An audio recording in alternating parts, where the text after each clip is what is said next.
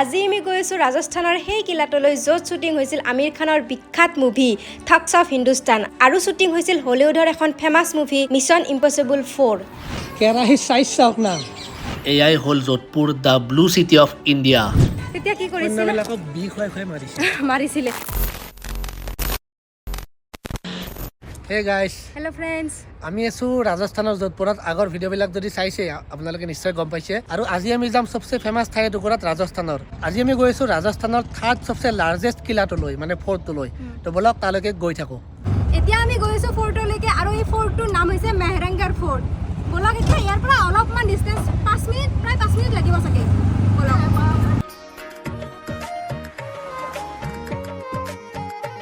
এই আগত যে দেখিছে এইটোৱে হ'ল মেহৰাংগৰ ফৰ্ট সঁচাকৈ প্ৰকাণ্ড চাইজৰ একদম বলকচোন ভিতৰলৈকে যাওঁ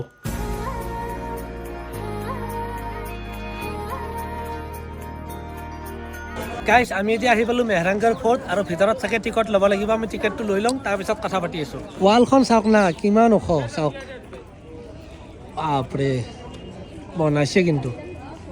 এইখন হ'ল ফাৰ্ষ্ট এণ্ট্ৰি গেট আৰু কিমান ওখ চাওক বাপৰে সঁচাকৈ বহুত ওখ আৰু ইয়াত টিকেট কাউণ্টাৰ বিচাৰি আছোঁ আমি টিকেট কাউণ্টাৰত টিকেটটো কাটি লৈ আপোনালোকক দেখুৱাব চেষ্টা কৰিম এই প্ৰকাণ্ড ফৰ্টটো গাইজ টিকেট লৈ ল'লো পাৰ পাৰ্চন 200 টকাকৈ মানে দুজনৰ 400 টকা কিন্তু গাইজ কিলাটো চাওকচোন কিমান ওখ প্ৰায় 10-12 তলীয়া বিল্ডিং এটাৰ সমান ওখ হ'ব আৰু সেই সময়তে কেনেকৈ বনাইছিল সঁচাকৈ ভাবিবলগীয়া একদম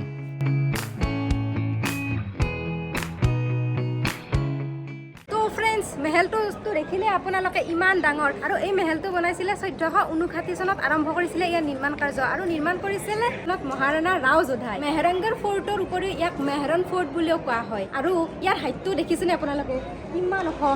আৰু এই কিলাটো 400 ফিট ওখ গাইজ এই দৰ্জাখন চাওকচোন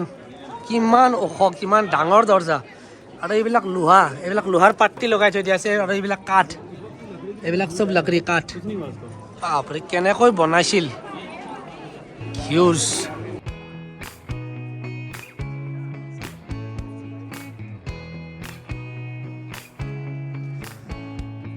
এই কিলাটোত টোটেল 7খন গেট আছে আৰু এইখন এখন গেট আমি এইখন এখন গেটেৰে এণ্ট্ৰি কৰি আছো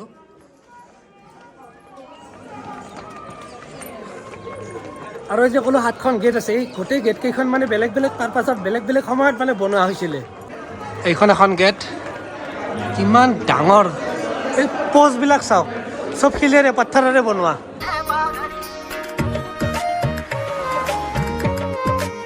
আৰু গাইজ এই দৰ্জাখন চাওক ইয়াত এনেকৈ জোং টাইপৰ বনাই থৈ দিয়া আছে এইবিলাক কিয় বনাইছে গম পায়নে যাতে বনৰীয়া হাতীয়ে আক্ৰমণ কৰিলে ইয়াৰ পৰা প্ৰটেকশ্যন পায় তাৰ কাৰণে এনেকৈ লগাই থৈ দিয়া আছিলে ৰজা কিন্তু একদম নেক্সট লেভেল আছিলে ৰাজস্থানৰ ৰজাবিলাক সঁচাকৈ বহুত মানে এডভান্স লেভেলৰ আছিলে লাইফত এনেকুৱা ডাঙৰ ফৰ্ট দেখা নাই বহুত ওপৰত উঠিলোঁ এনেকৈ চিৰি টাইপৰ বনাই থোৱা আছে উঠিব লাগে আৰু বহুত ওপৰত উঠিব আছে কি লেভেলৰ আৰ্কিটেকচাৰ কৰিছে চাওক আচৰিত মানে আৰু এনেকৈ মানে ঠায়ে ঠায়ে ৰেষ্টুৰেণ্টবিলাক আছে ওপৰত কিলাটোৰ ওপৰতে আছোঁ মই বৰ্তমান কিন্তু মাজে মাজে এনেকৈ ৰেষ্টুৰেণ্ট বনাই থোৱা আছে কাৰণ বহুত কষ্ট হয় না ইয়াত আহিলে ইমান ওখ মানে ভাৰতবৰ্ষৰ সকলোতকৈ ডাঙৰ মহলৰ ভিতৰত এইটো হৈছে এটা চাওকচোন আপোনালোকে নিজে চাওক ইয়াৰ আৰ্কিটেকচাৰটো চাওক ইমান ধুনীয়া ইমান সৰু বাৰীকিছে বনোৱা বুলি যে কয় একদম বাৰীকিছে কোনো খুঁত নোহোৱাকৈ আৰু এই গোটেইটো বনাওঁতে প্ৰায় 500 বছৰ সময় লাগিছিলে এই গোটেই মহলটো 500 বছৰ সময় লাগিছে বনাওঁতে 5-6-7টামান পিৰি মৰি গৈছে মৰাৰ পিছতহে কমপ্লিট হৈছে গোটেইটো লাগিবই দিয়কচোন চাওকচোন কিমান ডাঙৰ এইটো মোৰ কেমেৰাটোতো আধাও অহা নাই 10%ও অহা নাই বহুত বেছি ডাঙৰ কিলাটো এই ৱালবিলাক যে দেখিছে কিমান ওখ দেখিছেনে 68 ফুটকৈ আছে 68 ফিট ওখ এই একোখন ৱাল আৰু এনেকৈ গোটেই মানে চহৰখনত 5 কিলোমিটাৰ এৰিয়া কাভাৰ কৰি আছে শত্ৰুৱে যাতে এটাক দিলে কোনো কাৰণত এটাকে দিব নোৱাৰে আৰু ওপৰত টোপ আছে ওপৰত গৈ কিনে দেখাই আছোঁ টোপ আছে সেই টোপেৰে মানে শত্ৰু যদি এটাক কৰিব চেষ্টাও কৰে টোপেৰে গুলিয়াই মানে তাই খোজ কৰি দিছিলে ইমান মানে হাই লেভেলৰ থিংকিং আছিল ৰজাৰ কেনেকুৱা মানে প্ৰটেকশ্যন দিছিলে কিলাটো যদি ইমান ডাঙৰ ইয়াত কিমান মানুহ আছিল তাৰ কাৰণে খোৱা বস্তুৰ কাৰণে যদি দালি এখন ৰান্ধিব লাগে কিমান ডাঙৰ কেৰাহী লাগিব দেখাই আছোঁ চাওক কেৰাহীৰ চাইজ চাওক না তুমি আগত যাই দেখি দিয়াচোন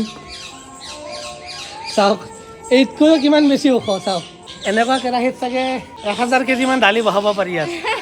এই এই গোটেই মেহৰাংগৰ ফৰ্টটো 1200 একৰ এৰিয়া কভাৰ কৰিছে আৰু আমি যে থিয় হৈ আছো এইখন এখন ৱাল চাওকচোন এই চব ৱাল এখন আমি এই ৱালৰ ওপৰত থিয় হৈ আছোঁ ইমান ডাঙৰ এৰিয়া আৰু মাজে মাজে এই ৱালখন মোটামুটি 70 ফিটলৈকে বহল ঠিক আৰু মই যে অলপ আগত ক'লোঁ 65 ফিট ওখ মানে হাইটটো ৱালখনৰ মাজে মাজে 120 ফুটলৈকে ওখ আছে কেনেকৈ বনাইছিল চাওক চব পাথৰ এইবিলাক চব পাথৰ আৰু ইমান বহল ৱাল বনোৱাৰ মেইন কাৰণটো হ'ল চাওক টোপ এইপিনে যোধপুৰ এইপিনৰ পৰা যদি শত্ৰু আহে ইয়াৰ পৰা টোপ মাৰি তাই ফিক্স কৰি দিছিল ৰজাই ৰজাৰ কেনেকুৱা লেভেলৰ প্লেনিং আছিলে বা নিজে ভাবি চাওক এইপিনে চাৰিওপিনে টোপ এইবিলাক বহুত দূৰলৈকে টোপ আছে চাৰিওপিনে মানে চব ৱালৰ চাৰিওপিনে এনেকৈ টোপ লগাই থোৱা আছে চব আৰু চাৰিওপিনে এনেকৈ ওখ ওখ ৱাল এনেকৈ চব পিনে ৱাল আৰু আগত এটা মন্দিৰো আছে আৰু সেইপিনে মেইন কিলাটো এইপিনে গৈছিলোঁ ৱালখন চাব এতিয়া এইপিনেৰে ওপৰলৈ যাম ইয়াত টিকেট চেক কৰিলে এতিয়া আমি ওপৰলৈ গৈ আছোঁ এইখন এখন গেট মেইন গেট মানে মেইন কিলাটোৰ উঠাৰ কাৰণে এইখন মেইন গেটখন বলক ওপৰলৈ যাওঁ এতিয়া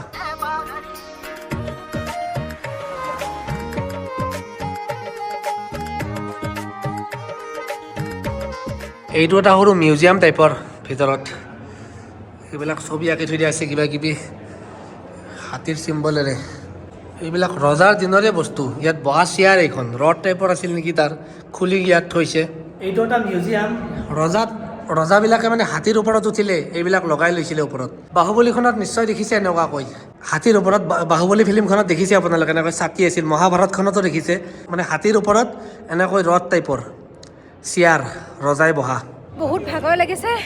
আৰু ওপৰলৈকে যাব আছে চাওক বহুত ওপৰলৈ যাব আছে যাব আছে ইয়াত অলপ ৰেষ্ট লৈছোঁ আৰু আপোনালোকক এটা কথা কওঁ ইয়াত বহুকেইখন হলিউডৰ ফিল্মৰ শ্বুটিং হৈছিলে যেনে ধৰক the lion king mission impossible 4 তেনেকুৱা মানে ফেমাছ হলিউডৰ মুভি বলিউডৰ মুভি ইয়াত শ্বুট হৈছিল আৰু বলিউডৰ মুভি থক চব হিন্দুস্তান আপোনালোকে চাইছে নিশ্চয় কিছু অংশ ইয়াতো শ্বুটিং হৈছিলে এইবিলাক চাওক ৰজাৰ তৰোৱাল ইয়াত মানে মিউজিয়াম হিচাপত থৈ দিয়া আছে চব এইবিলাক ৰজাৰ বস্তু ৰথ সকলোবিলাক ইয়াত আছে ধুনীয়াকৈ এয়া চাওক থাল আৰু বন্দুক ৰজাৰ দিনৰে আৰু এয়া চাওক ৰজাৰ বেডৰুম শীৰ্ষ মহল ৰজাৰ বেডৰুমবিলাক ইমান ধুনীয়া আছিলে আগতে চব কাছেৰে বনোৱা এইবিলাক চব কাছেৰে বনোৱা আছিলে শীৰ্ষ মহল বুলি কয় এইটোক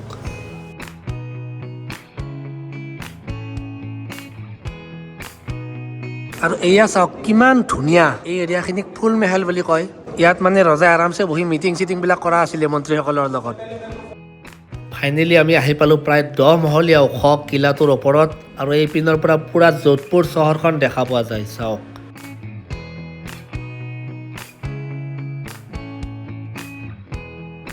আৰু এই ওপৰৰ পৰা যিমান পাৰোঁ ওপৰত উঠিছোঁ ইয়াৰ পৰা ওপৰত যাব নিদিয়ে আৰু এই তলেৰে আহিছিলোঁ চাওক এইটো ৰাস্তাটো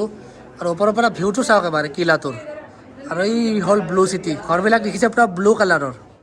বহুত বিচাৰি ফাইনেলি ভিউ পইণ্ট এটা পালোঁ চাওক এয়াই হ'ল Jodhpur the blue city of India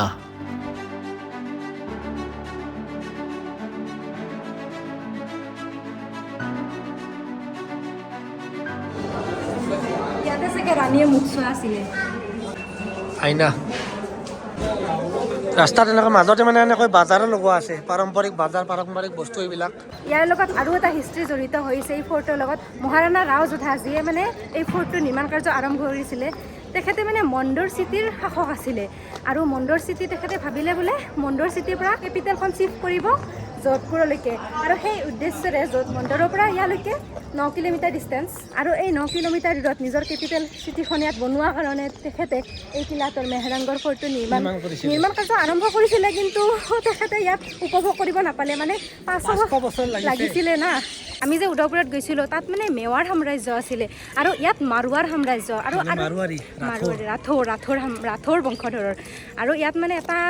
মাৰোৱাৰ সাম্ৰাজ্যৰ ৰজাসকলৰ এটা উচুল আছিলে তেওঁলোকে মানে যুদ্ধত যদি হাৰ মানে ধৰি লওক হাৰিব লগা সৈন্যৰ হাতত যাতে মানে শত্ৰুৰ হাতত নমৰে তাৰ কাৰণে কি কৰিছিলে এবাৰ মানে কাৰ লগত যুদ্ধ হৈছিলে সেইটো একজাক্টলি নাজানো কিন্তু মানে সেই যুদ্ধখনত হাৰিব ৰজাই গম পাইছে মানে আমি হাৰিম তেতিয়া কি কৰিছিলে মাৰিছিলে মানে এনেকুৱা এটা উচুল তেওঁলোকে শত্ৰুৰ হাতত নমৰে নিজে মৰিব কিন্তু শত্ৰুৰ হাতত নমৰে কেনেকুৱা উচুল আছিল আৰু হয়তো তেনেকুৱা উচুল থকা কাৰণে হয়তো ইমান ডাঙৰ এটা কিলা বনাবলৈ সক্ষম হৈছে ছানছেটৰ ভিউ উপভোগ কৰিব মানুহবিলাক ইয়াত মানে লগ লাগিছে চব ভিউটো চাওক